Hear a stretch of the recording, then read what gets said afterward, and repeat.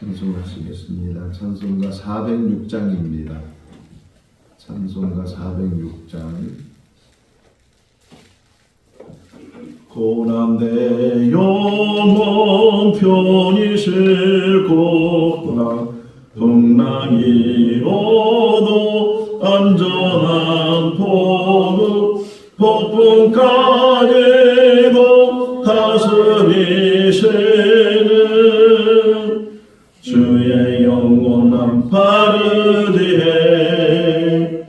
주의 영원하신 발 함께하사 항상 나를 붙드시니 어느 곳에 가든지 요동하지 않음은 주의 팔을 의지함이라.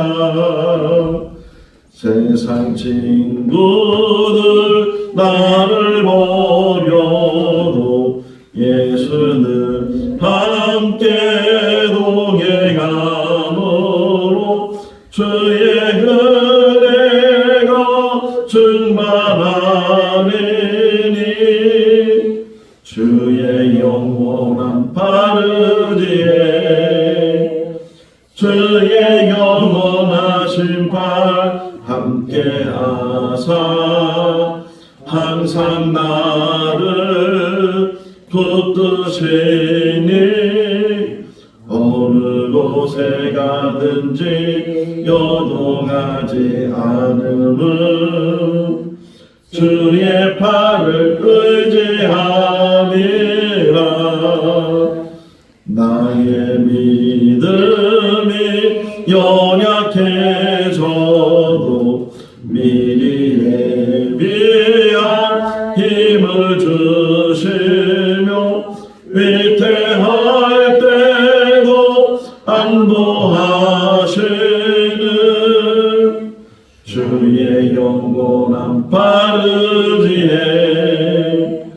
주의 영원하신 발 함께하사 항상 나를 붙드시니 어느 곳에 가든지 요동하지 않음은 주의 팔을 의지함이라. 능치 못한 것 주께 없으니 나의 인생을 주께 맡기며 나의 모든 짐 대신 지시는 주의 영원한 바르지에 주의 영원하신 발 함께하사 항상 나를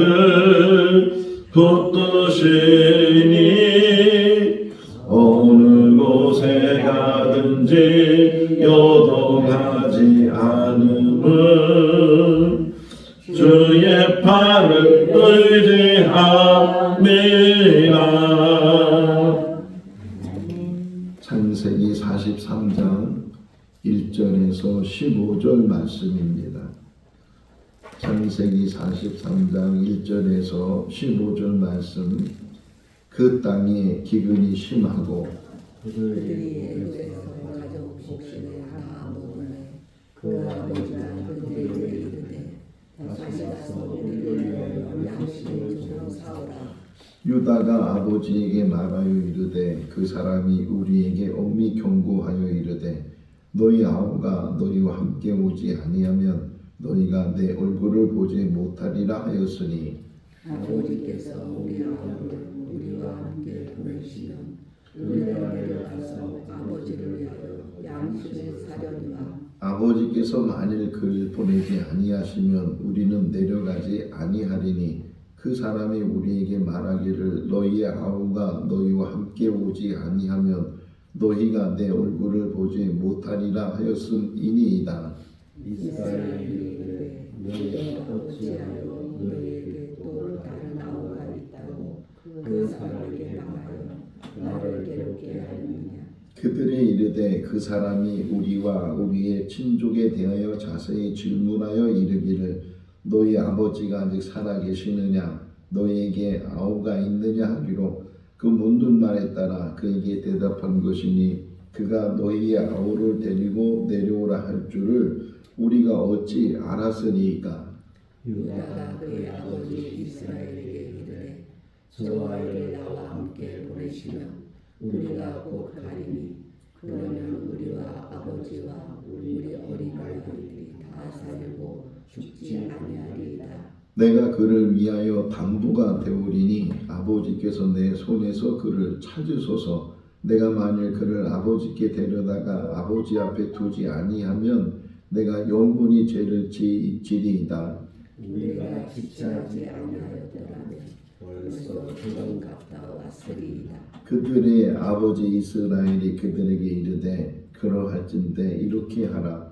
너희는 이 땅의 아름다운 소산을 그릇에 담아가지고 내려가서 그 사람에게 예물로 드릴지니 곧 유황 조금과 꿀 조금과 향풀과 모략과 유황나무 열매와 감복숭아이니라.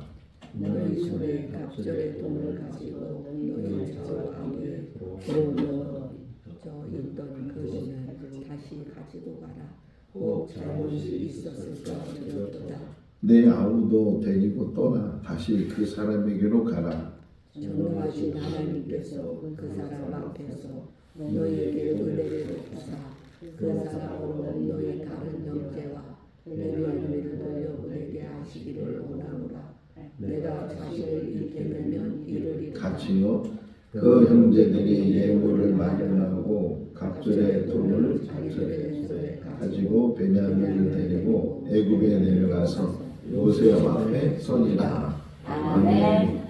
할렐루야. 아멘. 룻기를 보면 이제 기근이 들었던 그곳에 베들레헴에 살고 있던 한 가족이 그 기근을 피해서 모압으로 내려가게 되고 그 모압에 내려간 그 가족이 두 아들이 있었는데 두 아들이 모압 여인과 결혼을 하게 됐다. 그런데 시간이 좀 흐르면서 남편이 죽고 두 아들이 죽고 이제 시어머니와 두 자부만 남게 됐을 때 그 시어머니가 다시 베들레헴으로 돌아가려고 두 자부에게 너희들은 친정집으로 가서 다시 새 살림을 차리라고 했을 때 한 자부는 돌아가게 되고 한 자부는 이제 그 시어머니를 쫓아서 베들레헴으로 들어가게 됐어요. 시어머니 이름은 나옴이고 한 자부의 이름은 룻인데 그 룻이 이제 쫓아갔지만 그 당시만 해도 여자들은 무슨 기술이 있는 것도 아니고 또 이제 고향을 떠난 지도 오래돼서 자기 물건이 있는 것도 아니고 소유가 있는 것도 아니고 그래도 먹고는 살아야 되니까 그래서 여자가 할 수 있는 일은 추수 때 이삭을 줍는 일. 다 이제 추수를 하면 거기에 떨어지는 땅에 떨어져 있는 것들을 줍거나 또는 모퉁이에는 좀 남겨두는 게 있는데 그 모퉁이에 남겨두는 것을 이제 모아다가 이제 끼니를 해결하게 되는데 룻기 2장을 보면 거기에 베들레헴의 밭이 하나만 있는 것이 아니고 여러 사람의 밭이 있었어요. 근데 그 중에 룻이 한 밭을 택해서 가서 이삭을 줍게 되는데 그 룻이 택한 그 밭이 보아스란 사람의 밭이었어요. 마침 그때가 추수 때였기 때문에 보아스 주인도 그 밭에 오게 되고 또 이삭을 줍는 룻이 그 밭에서 이삭을 줬다가 이제 보아스를 만나게 되는데 그때 나오는 단어 하나가 있어요. 단어가 어떻게 표현하고 있냐면 우연히 이렇게 표현되어 있어요. 우연히. 그러니까 이 밭이 보아스 밭이다라는 것을 처음부터 알아서 거기를 간 것이 아니고 그냥 그 많은 밭 중에 하나를 택해서 오늘은 이 밭에 가서 이삭을 주어야겠다. 그렇게 룻이 생각하고 갔는데 마침 그 밭은 보아스의 밭이었다. 이 우연이란 단어를 생각하면서 어떤 묵상을 했냐면 세상을 살아가면서 이렇게 우연히 일어난다는 일들이 참 많잖아요. 오늘도 우리가 하루의 삶을 살면서 길을 가다가 어떤 사람을 만났어요.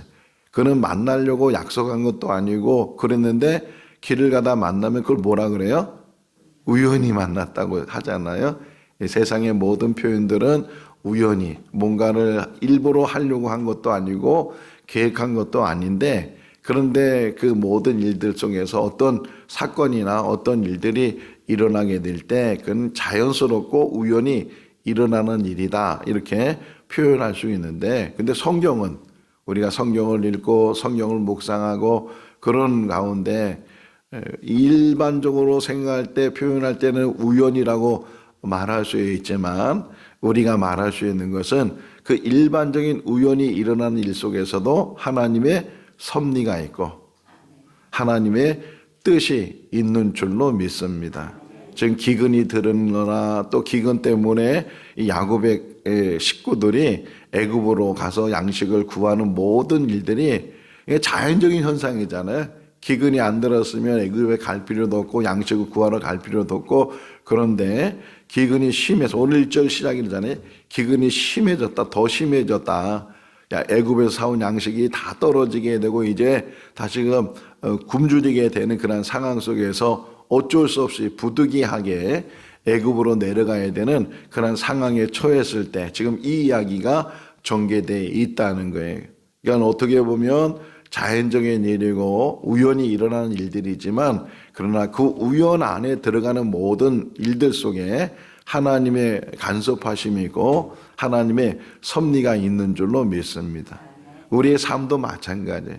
우리가 이제까지 살아온 삶이나 오늘 또 살아야 될 삶이나 앞으로 살아가는 모든 삶이 그냥 처해진 환경 속에서 그렇게 사는 것 같아도 그 안에는 하나님의 놀라운 섭리와 하나님의 은혜가 그 가운데 있는 줄로 믿습니다. 14절 말씀에 야곱이 이제 아들들을 보내면서 전능하신 하나님께서 너에게 은혜 베푸시기를 원한다라고 표현하고 있는 것처럼 은혜를 베푸시는 분이 누구시라고요? 하나님이시다. 위경 가운데서도 문제 가운데서도 어려운 가운데서도 인간의 방법으로는 해결할 수 없는 그런 상황 속에서도 우리 하나님이 항상 우리와 함께 계시고 우리는 정말 그것 때문에 진퇴양난이고 어떤 면에서 어떻게 해결해야 될지 이 문제로 어떻게 우리가 이 난관을 헤쳐나가야 될지 모르는 그런 상황에 처한다 할지라도 하나님은 미리 모든 것들을 다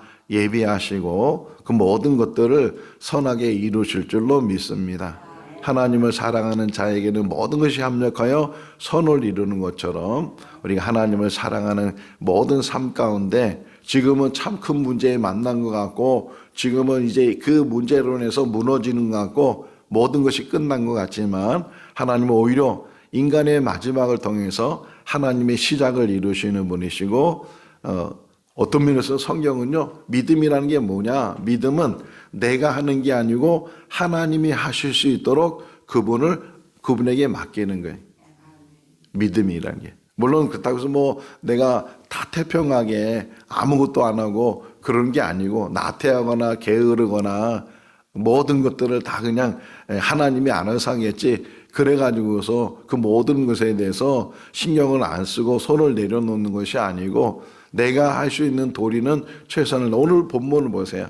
지금 이제 요셉을 다시 만나러 가야 되는데 문제는 처음에 양식을 가졌을 때 그 양식 자루에 돈 뭉치가 그대로 들어 있었기 때문에 그것이 큰 문제고 혹이나 가서 너희들이 돈도 안 내고 양식을 가져갔다고 그렇게 얘기하면 자기들이 돈을 안 낸 것도 아닌데 누명을 쓰는 것이고 억울함을 당하는 것이고 뭐 여러 문제가 있잖아요. 그래서 우선 야곱이 하는 얘기가 이곳에 있는 소산물들을 좀 가져가라. 소산물 선물을 가져가고 예물을 가져가고 그것으로 우선 인사치레를 하고 그리고 그 자루에 있던 돈도 다 다시 가져가고 갑절을 가져가서 그 전에 있던 돈은 돌려주고 다시 이제 사올 양식의 값을 치러서 사갖고 와야 된다. 나름대로 어떤 면에서는 최선을 다하는 게 그런데도 불안하잖아요. 그 불안한 것을 해결하지 못하는 그런 상황 속에서 어떻게 그 문제가 해결돼 가는가 하는 것이고요. 42장하고 43장하고 이렇게 다시 비교해서 읽어보시면 42장에서는 야곱의 아들들 중에서 등장하는 인물이 루벤이 르우벤이 아니 지금 그 동생 맨 막내 베냐민을 데리고 오지 않으면 우리를 만나주지도 않고 얼굴도 볼 수 없다고 그랬습니다. 베냐민을 보내주셔야 우리가 거기를 갔다 올 수 있습니다. 그러면서 르우벤이 하는 얘기가 만약에 이 베냐민에게 무슨 일이 일어나게 되면 나의 두 아들이 당신에게 죽어도 좋습니다. 아버지의 손에서 그 일 때문에 내가 이 슬픔을 당해도 내가 감당하겠습니다. 뭐 그런 얘기하는 이야기를 어제 우리가 묵상을 했잖아요. 근데 오늘 43장에서부터는 그 르우벤이 등장하는 것이 아니고 유다가 등장을 해. 뭐 아들들이 르우벤, 유다만 있는 것이 아니고 10명의 아들, 베냐민까지 11명의 아들, 요새까지는 12명의 아들이 있었으니까 여러 아들들이 있었는데 물론 다른 아들도 무슨 말을 했겠지만 지금 성경의 저자는 사람들을 이제 탁 집어서 한 사람을 집어넣잖아요. 유다에 대해서. 근데 다시 되짚어 보면 창세기 37장하고 창세기 39장은 연결되어 있는 거예요. 요셉이 이제 아버지 신봉으로 도단에 갔다가 거기서 형들에 의해서 팔려가서 애굽으로 끌려가게 되고 애굽에서 보디바라는 친위 대장의 집으로 노예로 팔려가게 돼. 이게 연결되어 있잖아요. 근데 불쑥 38장이 들어와서 전혀 그 얘기와는 연결되는 끈이 없는데도 불구하고 유다 이야기가 나오는 거예요. 갑자기 유다가 등장해서 히람 사람을 이제 친구로 사귀게 되고 거기에 가나안 여인을 아내로 얻어서 3명의 아들을 낳고 뭐 여차여차해서 그래서 결국은 그 유다가 다말하고 이제 같이 동침을 하게 되고 아기를 낳게 됐다. 그 얘기가 불쑥 튀어나왔다가 또 싹 사라져버려요. 딱 사라져버리면서 이제 다시 요셉의 이야기로 이어져 나가는데 그러면서 또 다시 오늘 43장에 보면 유다 이야기가 나오게 되고 이게 또 쭉 우리가 성경을 연결돼 있잖아요. 이 사람들은 이걸 쓸 때는 성경을 다 연결시키지 못한다 할지라도 우리는 벌써 요한계시록까지 써 있는 성경을 보면서 이 성경 말씀을 보고 해석하고 묵상하고 그러니까 그것을 쭉 보니까 그 유다의 후손 중에 다윗이 등장하게 되고 다윗의 후손 중에 누가 등장한다고요? 예수 그리스도가 등장하게 되고 그런 모든 것들을 보면서 야, 참 놀랍다. 이게 몇백 년 또는 1000년 이상의 어떤 그 기간을 두면서 이 이야기들이 연결돼 나가는데 어떻게 보면 우연히 하는 것 같은데 그런데 하나님께서는 그 모든 것들을 간섭하시고 섭리하시고 왜? 하나님이 주인이시기 때문에 하나님이 모든 세상을 만드시고 우리를 만드시고 우리 이 땅에 보내신 분이 하나님이시고 우리를 이 땅에 살면서 하나님을 경외하고 하나님을 믿으며 이 땅에 사는 삶을 살기 왜 사람을 만들었다고요? 이사야 43장 21절 말씀에 오니까 찬송 받으시기 위해서 우리가 이 땅에서 해야 될 일이 많이 있지만 그 중에 하나가 뭐예요? 하나님을 찬송하는 거예요.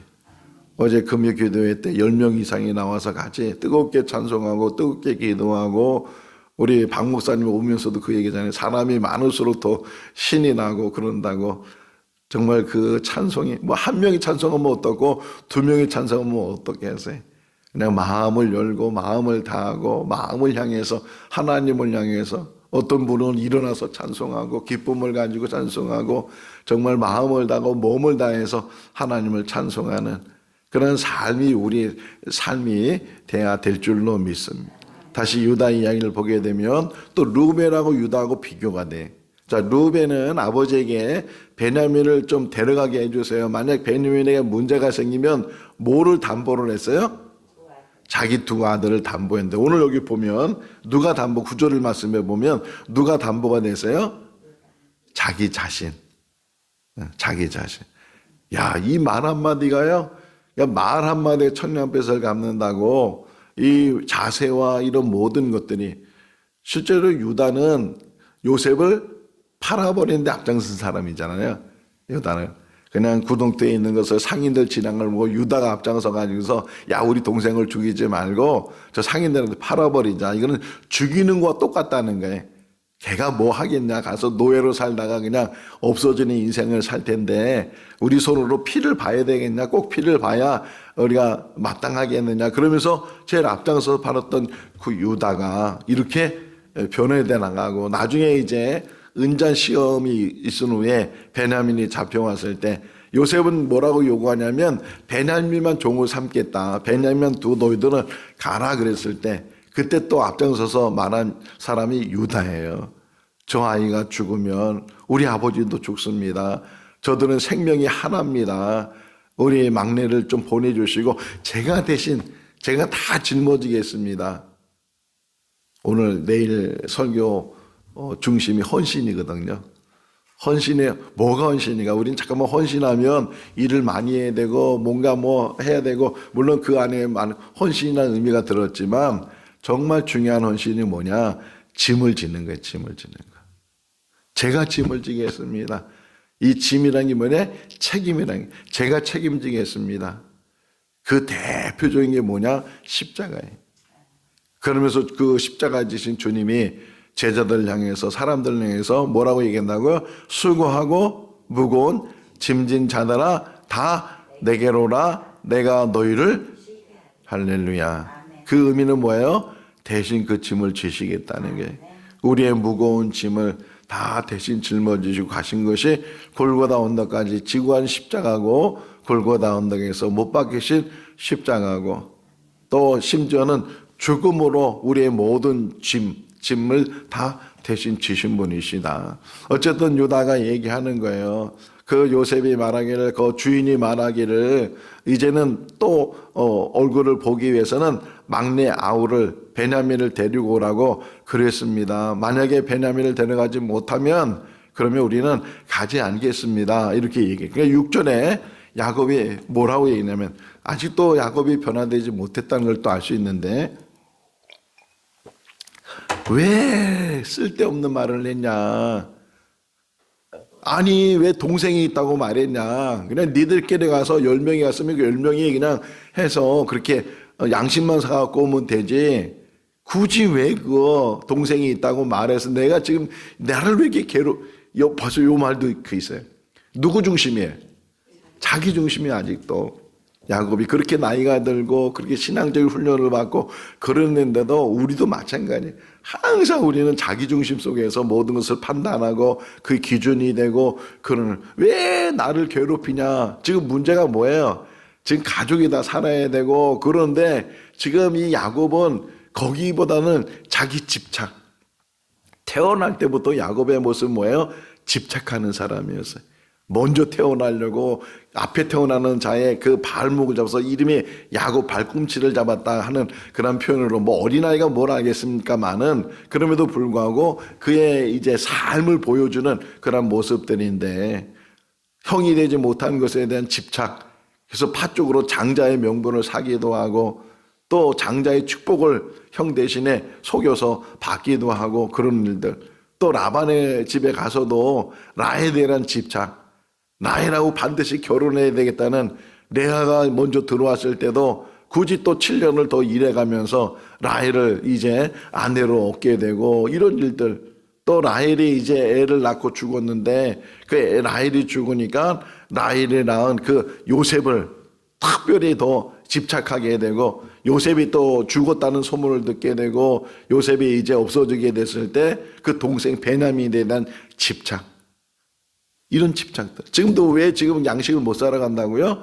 베냐민에 대한 집착을 지금 놓지 못하니까 베냐민을 보내줘야 지금 이 아들들이 가서 양식을 구해올 텐데 베냐민은 안 된다는 거예요. 베냐민 가면 난 죽는다. 내가 정말 얼마나 라헬을 사랑했는데 얼마나 요셉을 사랑했는데 그들은 다 내 곁을 떠났는데 이제 이 베냐민 하나 남아있는데 이 베냐민까지 너희가 나에게 뺏어가려고 하느냐 막 그렇게 얘기를 하는 거예요. 자 그러면서 유다가 계속 얘기하죠. 우리도 못 가는데 근데 아버지 정말 우리가 가야지 양식을 사갖고 만약 아버지가 벌써 그렇게 했으면은 우리 이번에 10절에 보면 2번씩이나 갔다 왔을 거라는 게 벌써 가서 양식을 사갖고 또 양식을 사갖고 왔을 텐데 아버지의 그 집착 놓지 못하는 집착 붙들고 있는 집착 우리에게 은혜가 될 수 있기를 바랍니다.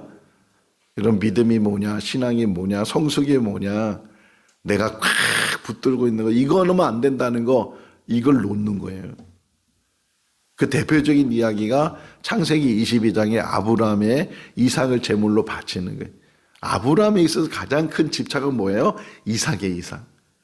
이삭만큼 더 귀한 게 어디 있겠어요. 100세에 낳은 아들이고 그 어떻게도 비교할 수 없고 바꿀 수 없고 가장 소중한 것, 흔히 말하는 눈에 놓아도 아프지 않을 정도로 그렇게 이삭을 가장 소중한데 하나님은 그것까지도 내리치시잖아요.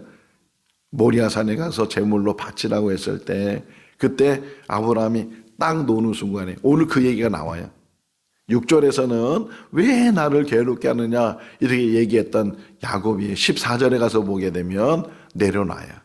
내려놓고 그래 데려가고 전능하신 하나님께서 은혜를 베풀어 주기를 원하고 그 아들이 다시 돌아오기를 원하고 뭐 이런 얘기들을 하게 되는데 어쨌든 또 하나 우리가 생각할 수 있는 것은 유다가 이런저런 얘기를 하면서 아까 말씀드린 것처럼 내가 담보가 되겠습니다. 담보가 되겠습니다. 자 보세요. 담보란 말이 얼마나 큰 의미를 가지고 있는지. 어떤 사람이 은행에서 돈을 빌리려고 해요. 근데 은행은 돈을 그냥 빌려주는 게 뭘 잡는다고요? 담보를 잡아요. 근데 담보를 잡을 때 그 빌려간 돈보다 싼 거예요? 비싼 거예요? 요게 중요해. 담보라는 게 그것보다 더 아래로 내려가면 안 되잖아요. 은행이면 손해보잖아요. 그러면 그 사람은 더 많은 돈을 가졌으면 아예 돈을 안 갚아버리면 오히려 돈 빌려간 사람이 수지를 맞는 거니까 옛날에 전당포는 게 있어요. 요즘 전당포 있어요? 난 잘 못 봤는데 전당포 가서 뭐 물건 맡기고서 돈을 좀 빌렸다가 이자까지 갚고 물건 찾아오고 그게 전당포잖아요. 전당포 주인들이 물건보다 돈을 더 많이 줄까요? 덜 줄까요? 절대로 더 많이 주지 않잖아요. 왜냐하면 담보가 더 커야 돼. 이게 은혜라는 거예요. 예수님 십자가의 죽으심이 담보예요, 담보. 우리의 죄값보다 더 크신 분이기 때문에 우리의 죄가 해결되는 거예요. 값을 치렀다 그러잖아요. 죄값을 치르신 건데 그 죄값이 부족하면 다 갚지 못하는 거잖아요. 갚고도 남는 거예요. 갚고도 남아. 하나님이 사람이 되신 이유가 거기 있어요. 하나님 외에는 어떤 것도 그 죄값을 치를 수가 없잖아요. 한 사람의 죄값만 그러는 것도 아니고 온 인류의 죄값이고 한 사람의 죄만 한 사람만 따져도 하나의 죄가 있는 것이 아니고 태어날 때부터 죄를 갖고 태어나서 죽을 때까지 죄 가운데 살고 오라 나는 공고한 사람이로다. 이 사망의 음침한 골짜기에서 누가 나를 건져낼 수 있겠냐고 그렇게 외쳤던 바울의 고백처럼 늘 마음은 원이로되 육신은 약하게 되고 마음은 선을 추구하지만 삶을 보면 선을 이루지 못하는 그런 모습 속에 우리가 살아가고 있는데 그 모든 것들의 담보가 되신 분이 예수 그리스도이시다. 그 얘기. 유다의 흐름 속에서 다윗의 흐름 속에서 예수 그리스도. 어떻게 보면 성경 흔히 그러잖아요. 구약은 예표라고. 구약은 모든 것의 예표인데 이런 모습들 요셉의 모습 속에서도 예수님을 찾아볼 수 있고 유다의 모습 속에서도 예수님을 찾아볼 수 있고 그런데 어쨌든 유다가 변했어요. 유다가 변했는데 그 요셉을 팔 때만 해도 그가 책임을 지는 자가 아니었어요. 파는 데 대해서 아무 신경도 안 쓰고 죄의식도 없고 그랬는데 이 베냐민 사건 속에서 뭐라고요? 베냐민의 생명은 내가 책임지겠습니다. 베냐민의 담보가 되겠습니다. 삶이 바뀌었어요. 자, 교회라는 게 뭐냐? 변화시키는 것이에요. 변화. 우리도 얼마나 변화됐는가가 중요해요. 그래서 뭐라 그래요? 사도 바울이 옛사람과 새사람. 옛사람은 죽어지고 새사람은 다시금 성령에 의해서 심령이 새로워지고 우리는 다 새사람이 되어 있는 줄로 믿습니다. 옛사람은 다 죽어졌어요. 옛사람은 다 벗어버리는 거예요. 예전에 가졌던 모든 기질이나 예전에 있었던 모든 성품이나 예전에 있는 거 다 내버리고 흔히 말하는 180도 사울이 변해서 바울이 되는 180도 변해지는 것처럼 우리 인생 속에서도 예수 안에서 완전히 변화되는 그런 삶이 우리 삶이 되어야 될 줄로 믿습니다. 자, 14절 한번 읽어볼까요? 14절. 전능하신 하나님께서 그 사람 앞에서 너에게 은혜를 베푸사